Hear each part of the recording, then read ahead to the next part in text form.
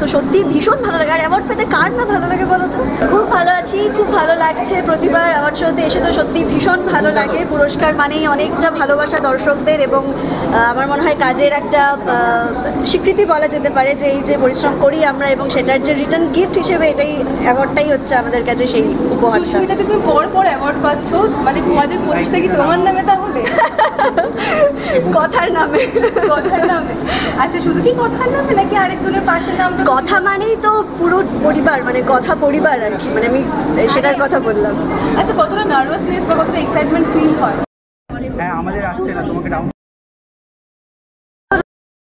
এক্সাইটমেন্টটা তো প্রচুর রয়েছে, কারণ অ্যাওয়ার্ড পাওয়াটা মানে সত্যি মানে এটা একটা যোগ্যতাও এবং ভীষণ একটা সম্মানের ব্যাপার। তো সত্যি ভীষণ ভালো লাগে। আর অ্যাওয়ার্ড পেতে কার না ভালো লাগে বলো তো? একদম একদম। আর বলছি, একদম ফার্স্ট দিন যেদিন তুমি অ্যাওয়ার্ড পেয়েছিলে আজকের দিনে অনেকটা তফাৎ, তো সেই ক্ষেত্রে ফার্স্ট দিনের অভিজ্ঞতা মনে পড়ে?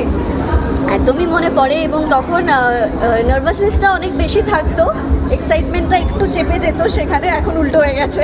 আচ্ছা, কথাটা তো আমরা পেয়েছি, অগ্নি কি আসছে?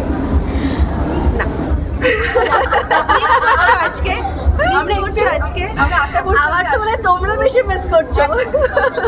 আমরা বেশি আশা করছিলাম যে তোমার সাথে থাকবে সাপোর্ট করার জন্য।